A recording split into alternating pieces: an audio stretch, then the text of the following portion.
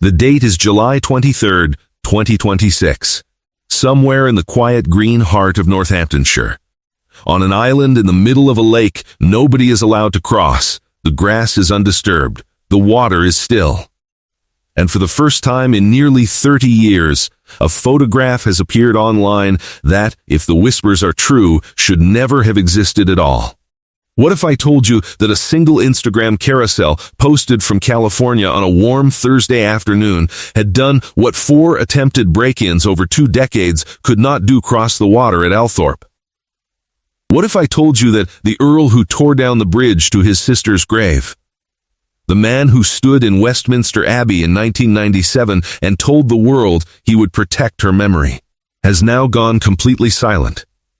Not a statement, not a denial, not a single word. And that silence, more than anything Meghan Markle actually posted, is the story. By the end of this video, you will know exactly what appeared in those 11 images, exactly why royal watchers believe frame 4 was taken on sacred ground, and exactly why Charles Spencer's silence may be the loudest sound coming out of Althorp in a generation. Before we go any further, hit subscribe, because this story is only just beginning to unravel, and what comes next may change how you see the Sussexes forever. Stay with this. To understand why one photograph could set off this kind of quiet earthquake, you have to understand the island first. The round oval at Althorp is not a tourist site. It is not a chapel. It is not a monument. It is a small, tree-fringed piece of land in the middle of a shallow ornamental lake. And it is where Diana, Princess of Wales, was buried in September 1997, in the days after a funeral the world watched through tears. Her brother chose the spot himself. He chose it because it could be defended. He chose it because it could be closed. And he chose it because, in his own words spoken many times since, his sister had spent her entire adult life being photographed, and in death, she would not be. The bridge to the island was removed. Prince Harry, in his own memoir, wrote that it was taken away to give his mother privacy and keep intruders away. The only way onto that island now is by boat, and the boat does not run for visitors. Even during the July and August paying season, when the Althorp estate opens its gates to the public and thousands walk the grounds Diana walked as a girl, the island stays closed. You can see it from the far shore. You can see the trees. You can see the small classical temple her brother built on the mainland as a place for mourners to sit. But you cannot cross the water. That is the rule. That has been the rule for 29 years. And it is a rule Charles Spencer has enforced with something approaching ferocity. Ask yourself something. How many public statements has the 9th Earl Spencer made over the years about attempted intrusions onto that island? He has said, on the record, that there were 4 attempted break-ins towards his sister's body in the 2 decades following her funeral. 4. Think about that for a moment. 4 separate times someone tried to reach a grave in the middle of an English lake, and 4 separate times the Earl and his estate stopped them. When the makers of The Crown asked to film scenes at Althorp, he refused. When journalists have asked over the years for even one photograph of the grave itself, the answer has always been the same. No, not now. Not ever. That is the fortress Meghan Markle's Instagram post appears to have walked straight into. Here is what actually happened, and here is what is being inferred. Because those are 2 different things, and this story only makes sense when you separate them cleanly. On the afternoon of July 23, 2026, the official Sussex account posted an 11-image carousel with a caption of just 2 words: Summer Holiday. The images were a mix: a jug of wildflowers on a wooden table, a child's hand trailing in long grass, a distant shot of the Duke of Sussex walking a gravel path with his back to the camera. Nothing in the caption identified a location. Nothing in the geotag pinned it to a country, let alone a county. On the surface, it looked like any number of soft curated posts the Sussexes have shared since leaving the working royal fold. But it was frame 4 that stopped royal watchers in their tracks. Frame 4 showed a tree-lined avenue. A man who, from his build and hair and the set of his shoulders, was unmistakably Prince Harry. Two small figures walking with him, a boy and a girl, hand in hand. And in each of their arms, a small bunch of loose white flowers. The light was soft. The path curved away between the trees toward something the frame did not quite show. And within an hour of the post going live, a small, very specific corner of the internet, the historians, the estate watchers, the people who have spent years photographing Althorp from every public angle available, began saying, quietly at first and then louder, that they recognized that avenue. They recognized the trees. They recognized the particular curve of that path. They believed it was Althorp. And they believed the flowers were headed somewhere they should never have been photographed going. Now here is the thing. The Sussexes have never confirmed the location. They have not denied it either. The Althorp reading is inference. It is the work of royal watchers matching light and foliage and gradient, and it is not the same as proof. That distinction matters.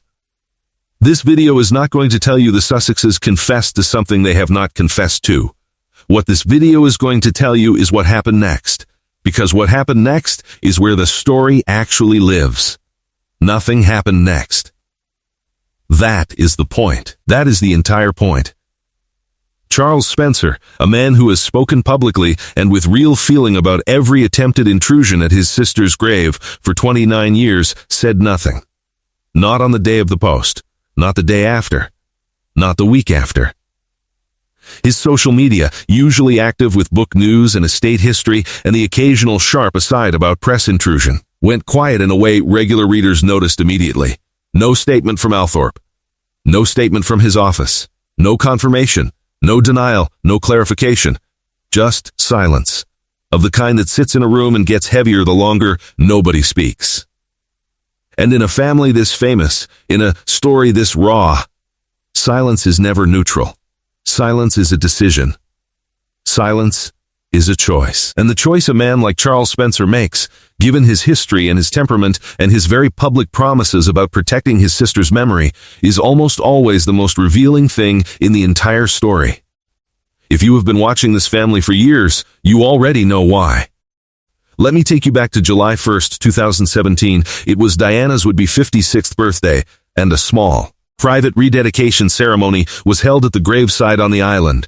Present were the Duke of Cambridge, as he was then, the Duchess of Cambridge, Prince Harry, still a working royal, two of the Wales children brought quietly across the water to stand at their grandmother's grave for the first time. The ceremony was overseen by a chaplain.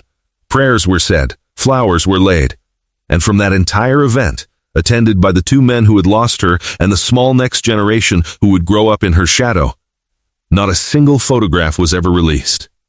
Not one. Not to the palace pool. Not to the family album that later trickled out in authors' biographies. Not to anyone. That was the standard. That was the Spencer standard. And it was also, until 2020, the Sussex standard.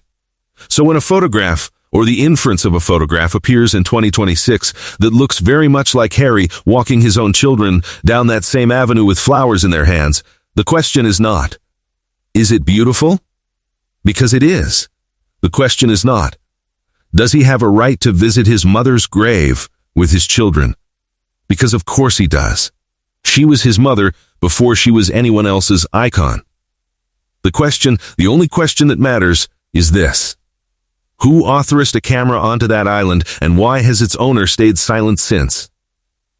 Because here is where it gets even more chilling. One former Fleet Street Royal correspondent, speaking to a broadcast interviewer in the days after the post went up, put a six-figure valuation on a genuine, verifiable, in-focus photograph of Diana's actual grave. 6 figures. For a single frame. That is the market. That is what people would pay.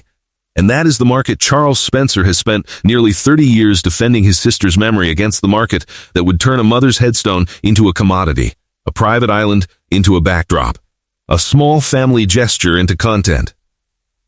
Now ask yourself something. If you had spent 3 decades removing bridges, refusing film crews, chasing off intruders, and holding an entire estate to a standard of silence around 1 single acre of ground. How would you feel if the first credible-looking image from that acre in a generation appeared not in a tabloid you could sue, not in a paparazzi shot you could injunct, but on the verified public account of your own niece by marriage? Where would you even begin? If you have made it this far into the story, take a second to hit like, because what comes next is the part most people have not stopped to think about. And it is the part that matters most, because there is a version of this story where nothing improper happened at all.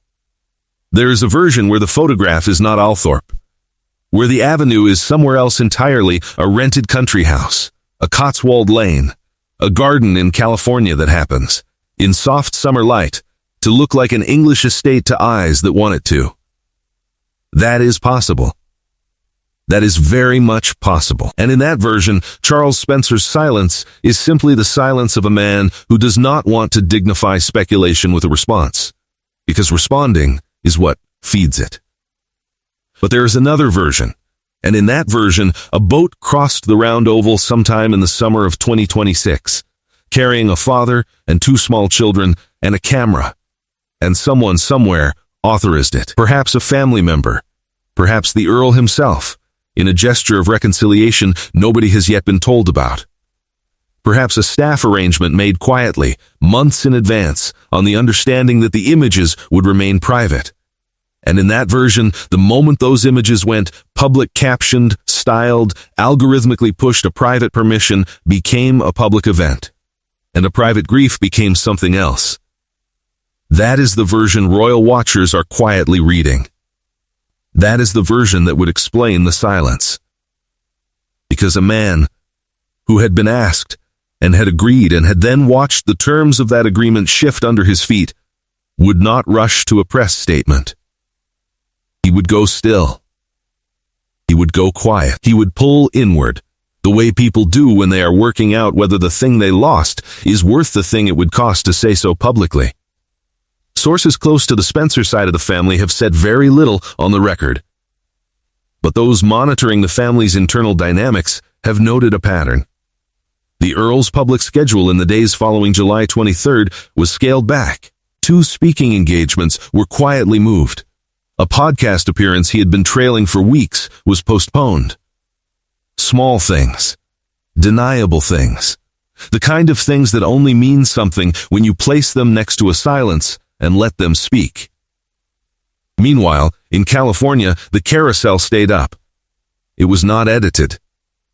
It was not deleted. Frame 4 remained exactly where it had been placed. 4th in a soft summer sequence, easy to scroll past for anyone who was not looking, impossible to unsee for anyone who was. And the caption, those 2 flat words, summer holiday, began to feel, for the people watching most closely, less like a description and more like a small, careful piece of misdirection. Here is the part nobody expected. In the second week after the post went up, a small item appeared in a British Sunday paper. Not the front page, not even the royal pages. A short paragraph on an inside spread, sourced to friends of the Earl, saying only that Lord Spencer was disappointed and considered the matter closed. No further comment. No clarification of what the matter referred to. No indication of whether the disappointment was with the post, with the inference, with the coverage, or with something further back. Something older. Something that predated July altogether. Just that word. Disappointed.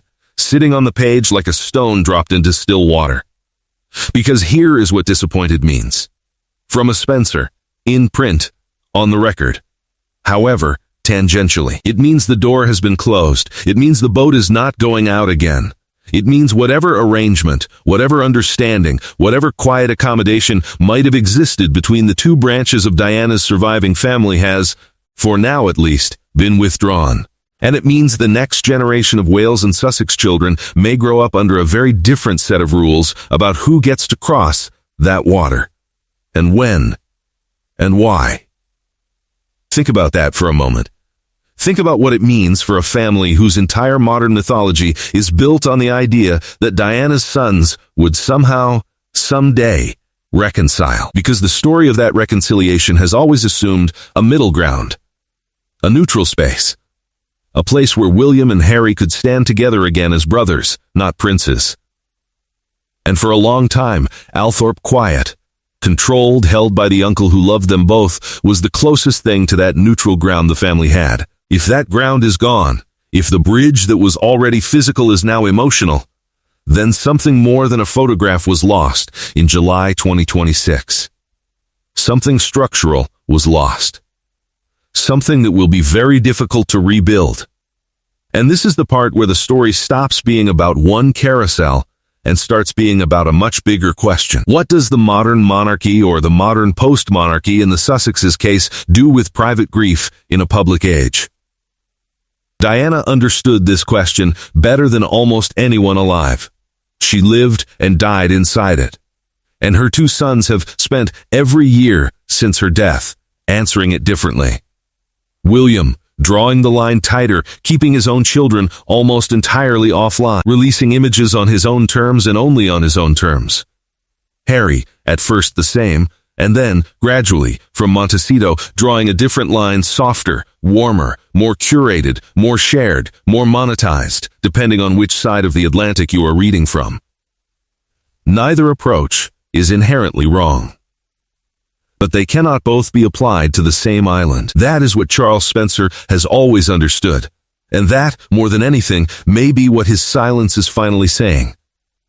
Not that he is angry, not that he is furious in the tabloid sense of the word, but that he is tired. Tired of being the one holding the line. Tired of being the uncle who said no when everyone else was busy saying yes. Tired of hearing his sister's memory turned again and again into content by people who loved her, by people who never knew her, and by the great blurred crowd in between. Staff who have worked on the Althorp estate for decades have said, in quieter moments, that they have rarely seen the Earl this withdrawn. One long-serving member of the grounds team, speaking to a local reporter and asking not to be named, said only that the boss had gone into himself. That is a very English way of describing something very large. It is the phrase people use when they mean a man is grieving all over again, in a way he did not expect to have to. And perhaps that is the real story here.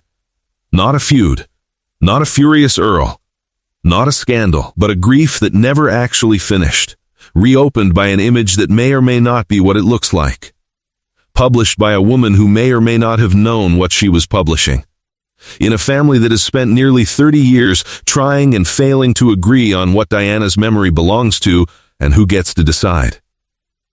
If you have made it this far, hit like, because stories like this one, the quiet ones, the ones that live in the silences rather than the shouting, are the ones that get buried fastest.